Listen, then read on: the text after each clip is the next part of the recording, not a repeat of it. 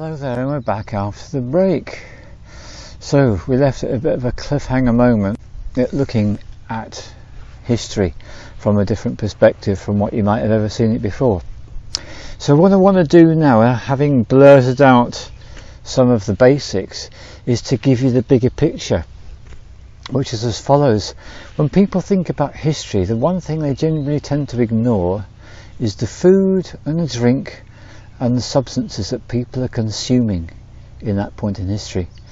And that's what I've had a chance to look at in great detail in my life, having done a health counsellor's course where I learnt a lot and having studied about it ever since.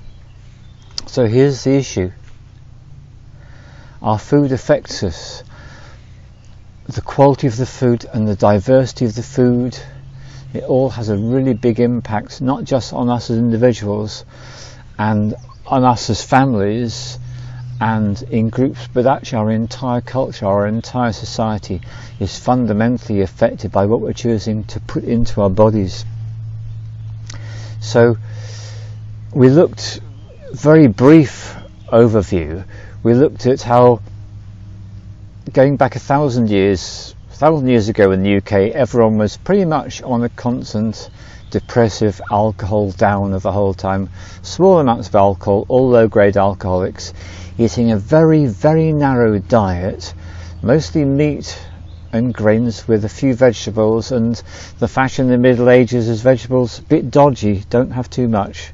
Stock up on meat and carbs, that was the important thing to do in those days. In complete contrast to today, but hey, that's it, there's so much in fashion, the way things are, how things are affected.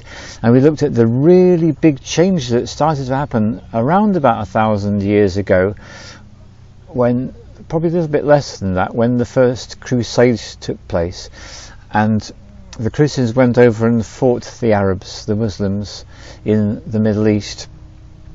And when they conquered, they got the spoils, which was sugar, and that gave them the effect of taking LSD. They actually were able to enter alternate realities. They were actually able to become multidimensional because they had been so honed by harshness and by this really limited diet, which had made them very aggressive and very inward, and how we'd experienced feudal society where everyone was pretty much the slave of the lord of the manor, only unlike the slave, they actually had to work in their spare time to actually give themselves enough food to eat and take care of the basics.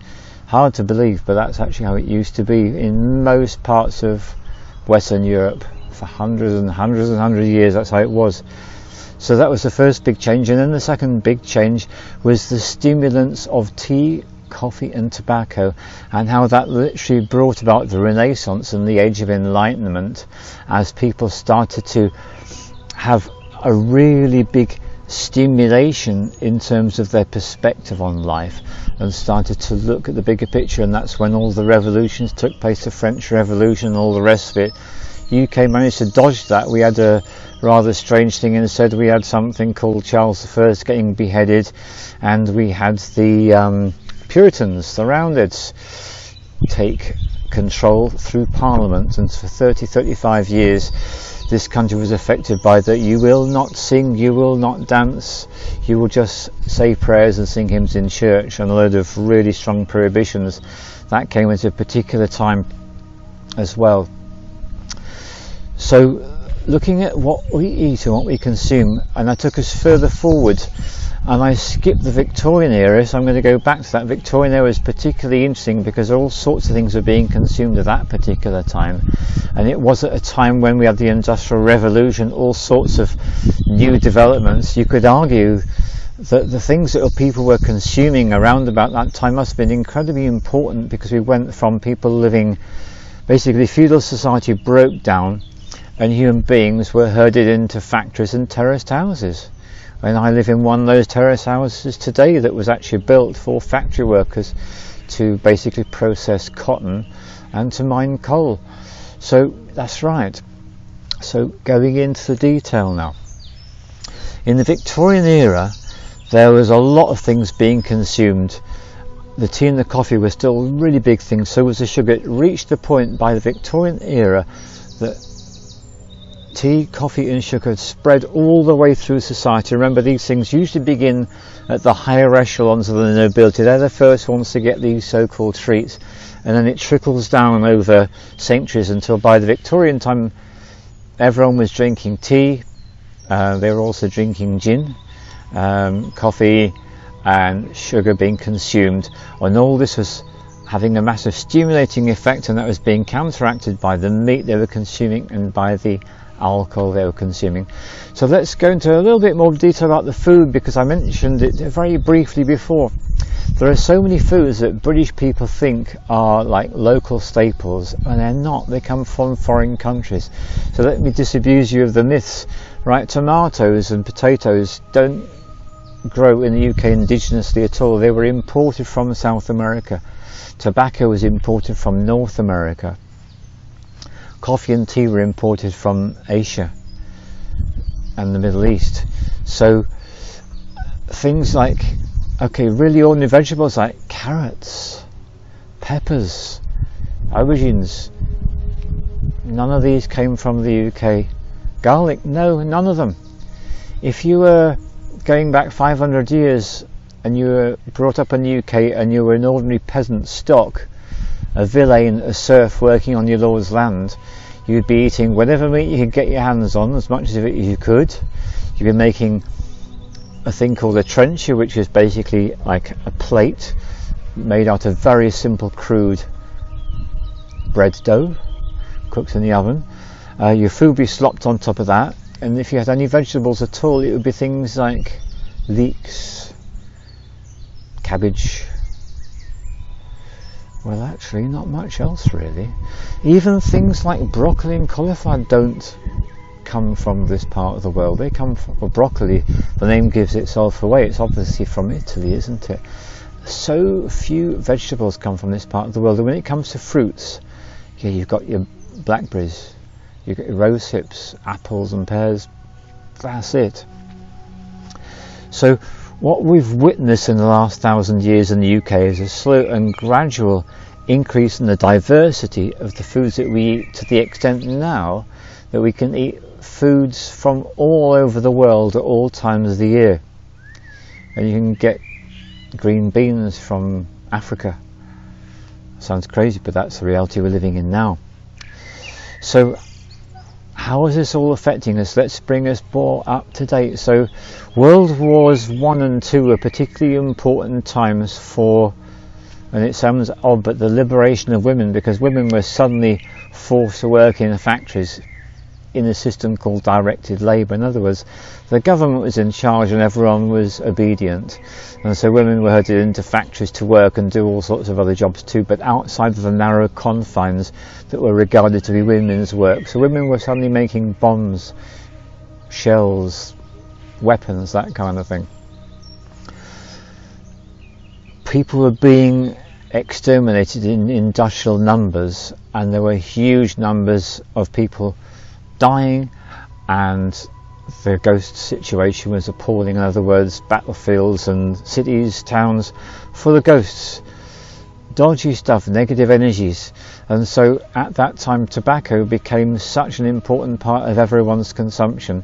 Tobacco was really traditionally in the Americas it was used for protection and to protect people against negative energies, ghosts, demons and the like.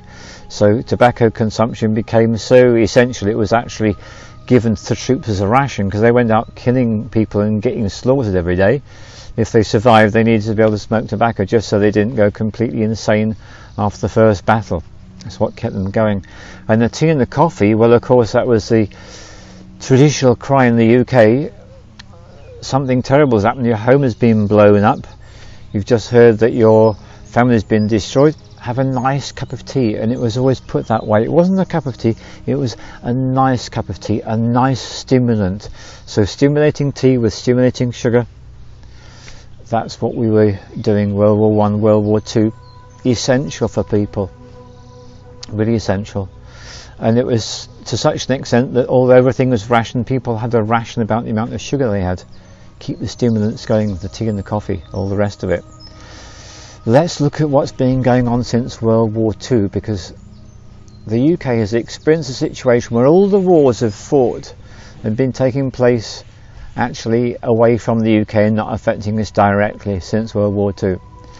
And what we've had in terms of what we've been putting into our bodies is an explosion, of an increase of vegetables, so that I've lived long enough that I can remember in the north of England when things like peppers and courgettes came out, people didn't even know what to do with them. What on earth's a courgette? What's a pepper? All totally weird. Now it's all totally bog standard, ordinary stuff. So since World War II, huge increase in the diet, which has given us a broader perspective on life, which is a continuation of the theme with the stimulants. And this is when the pharmaceutical drugs, which had already been going before World War II, but they've really started to explode in terms of quantity and type, variety. And really it was 50s, 60s, 70s, that's when things started to really amp up. And finally we had the idea that if someone doesn't feel right, you go to the doctor and take a pharmaceutical drug to change how you feel. That really started to kick in big time. And I was given an enlightening experience recently to realise that people that have been born from the 1980s onwards, their parents have been so brainwashed by the society they live in that if their child has any kind of a discomfort like a cold or a flu, some kind of an illness which you're going to recover from, well, what does a parent do? But they rush to the medicine cabinet and get the analgesic painkiller. And yeah, there's even a name in the UK, it's called Calpol, it's so well known. So basically we've had whole generations of children growing up and they're now young adults, and whenever they didn't feel quite right, their parents were stuffing them with a drug to cause them not to feel the pain anymore. Just think about the implications of that in terms of society. And then we've got the so-called street drugs, because after World War II, that's when there was an explosion in the consumption of street drugs. And I'm talking about everything from cocaine, amphetamine and all the many different sorts, the barbiturates, and then we've got the MDMA, ecstasy, it just goes on, and then there's the 2CB, all the modern designer drugs, and then there's the so-called herbal highs, and we're now awash in a massive cocktail of stimulants and depressants. To be frank, the barbiturates are a depressant. And there's an interesting thing about the heroin. If you think about the heroin and the barbiturates, they're depressants, and the cocaine and the amphetamines are stimulants. Now, if you have really immersed yourself in the street drugs culture, this won't be new to you. But if you're a stranger to that, let me explain. One of the things that's quite popular to do is to have something which is going to be like a stimulant, and then to follow that on with a depressant. So for example, having cocaine and heroin together, having crack cocaine, mixing barbiturates and amphetamine, this sort of thing. Very, very common in the 60s, 70s, 80s, probably 90s. So this is where we come into the end of the first film, the word debauch. If you're living in the UK or any similar place, what I want you to understand is that you're going through a cultural process, and this is the way that it works. I go back to my study of microbiology. If I've got a flask and I've got a load of microbes in that flask, basically I've got, say, cooked meat broth which microbes love, put a drop or two of something that contains microbes into that cooked meat broth. What will happen, first of all, is nothing seems to be happening. The microbes are in the broth and they're starting to eat the broth and they're starting to replicate, they're multiplying and multiplying. But you don't see much happening at first, and we call that the lag phase. So that's when nothing seems to be going on. But because there's lots of meat broth and because the microbes are reproducing, eventually their reproduction reaches what we call the log phase or logarithmic phase, where their population explodes and becomes greater and greater and greater. And suddenly that cooked meat broth is teeming full of microbes. That's a log phase. But there does come a point when pretty much all the nutrients in that meat broth has been consumed, and then we reach the plateau phase whereby it actually steadies itself out. In fact, what's happening now, more and more microbes are actually dying because of the toxins building up in the flask and because of the lack of nutrients, and eventually that plateau phase would change, and you then have the decline phase, and the population would actually diminish, and it would drop and drop and drop until, if you keep that as a completely enclosed vessel, whole process all the way through, eventually they're all going to die because they ran out of food. Right? So what is microbiology? That's really basic microbiology. What's that got to do with culture? So much. Because this is why I'm attempting to explain to you. If you look at population, that's also interesting. You look at population, you look at what people were eating, and look about the various drugs they were consuming. And I'm using the word in its largest sense: tea, coffee, tobacco, pharmaceutical drugs, street drugs, the whole lot, looking at all of those things, right? So this is what's happened. Population was low. People were staggering by. They were fighting a lot of wars, killing each other off a lot, doing so pretty often, struggling to survive, growing enough food to feed the lord of the manor in their so-called free time, growing enough so they didn't starve. You've got all that going on for that period of time. Then you've got the introduction of the stimulants. First of all, the sugar around about 1,000 years ago, but it took a while before it came into the mainstream, and then about 500 years ago the tea and the coffee. So that's where you get an explosion in terms of people's consciousness. They have a much bigger vision, because just think 1,000 years ago, if I was living 1,000 years ago, my whole life I'd hardly have time to think or feel, because I'd be focused upon survival. I'd be working for the Lord, or I'd be told to go and fight a war and risk getting killed and injured for the Lord, and making my children, and maybe my wife, I was lucky enough to have, they'd be impoverished, they'd be in starvation, all that situation. That's what I had to deal with. And all my free time I was going to church, or I was growing enough food to feed us. And then along came with the stimulants. Everything started to change, and our visions, our perspectives, they opened up about what was possible. And that took place over hundreds of years. And then we had these really major wars which were massively destructive, and millions being obliterated in those wars. And then the effects afterwards, huge increase in terms of all the drugs, all the doctor drugs, all the street drugs. So this is what I'm talking about. We reached the point, and that's where we reached the point about 15-20 years ago, where society had done that logarithmic phase. We're actually on the plateau phase. We've passed the plateau phase, and we're now in the decline phase. So culturally, the UK is in a state of decline, and one of the ways you can notice that is when debauch becomes acceptable. So it's totally acceptable to go out to a club and to consume lots of alcohol, lots of stimulant drugs, and get messy and get wasted, and all those slang words which you use to describe. Basically what you do is you're basically making yourself toxic. This is what has become the norm.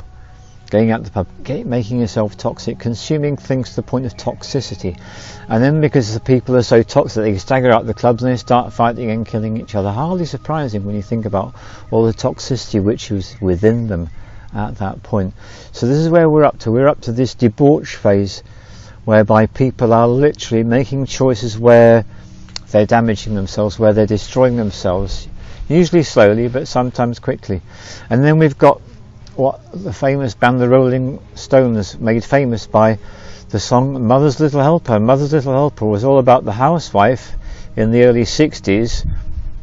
Husband is out at work, children out at school, and she's doing the ironing and she's bored out of her brain. She's an intelligent, beautiful woman, but who's to know, because she's just stuck at home with nothing to do. And so she runs off to the doctor and she goes and gets her little helper, her prescription filled, and she then takes drugs to cope with how she's feeling, which is she doesn't like how she's feeling, right? That's all part of debauch. So it could be people going out and fighting, killing each other. It can be people living in quiet desperation. It's the English way, as Pink Floyd sang in one of their songs. Dark Side of the Moon album, I believe. So that's what we're in. We're in the middle of the debauch phase. None of this sounds very cheerful, does it? You're absolutely right, it doesn't. However, here's the thing. The reason I'm bothering to go through all this is to show you that when you become consciously aware of things, that's when you can do something about it. And so there's a whole load of people, and they're on their awakening journeys. Some people are doing out-of-body experiences. Some people are working with plant medicines, going to retreats. Some people are studying to be shamans, studying to be healers. People are awakening to the fact that, yeah, the society they're living in is full of debauch, and they're not going to be part of that, and so they're choosing to step out of that. Some people are going off grid. They're going to save up their money and buy a piece of land somewhere. Other people, particularly in the 80s and 90s, became a very fashionable thing to do. You buy an old bus and you kit it out and you go on the road. So there are people who don't want to live the orthodox life. They don't want to be part of the debauch. They want to break out of that and do something that actually means something to them, which always comes down to, I'm not living for myself anymore. I want to see what I can do to be a part of the bigger picture. I want to be in service. I want to help. That's where that impulse comes from. You don't want to be part of the debauch. You want to actually break through. So this is the thing, you see, because the microbiological perspective I was giving you was about a flask that was being contained. Well, we're not in a flask and we're not contained. We have the opportunity and the option to break out of that debauch cycle. We don't have to spend all week drinking coffee and then obliterating ourselves with alcohol on the weekend, like Bill Hicks put it so beautifully, one of the best comedians to come out of the USA in the 20th century. No question about it. You don't have to do that. There's possibilities to do more.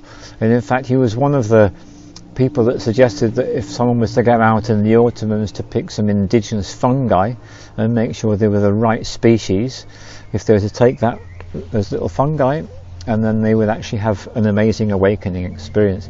So that's one of the ways people can awaken, is by consuming fungi as well as working with the plants. So that's why I wanted to take you through this journey, so you can understand, first of all, look what a crazy ride it's been for the last millennium, in terms of where we started from 1,000 years ago, talking about the proletariat, the ordinary people. Let's forget about the aristocracy as far as this film's concerned.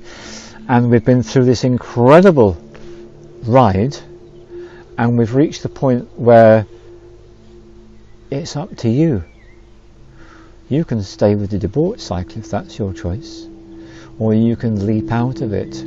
Take a big leap out and have a really good consideration about what it is you want to do with yourself. And if you choose to leap out of it, then that's when life starts to get really exciting. Thank you very much.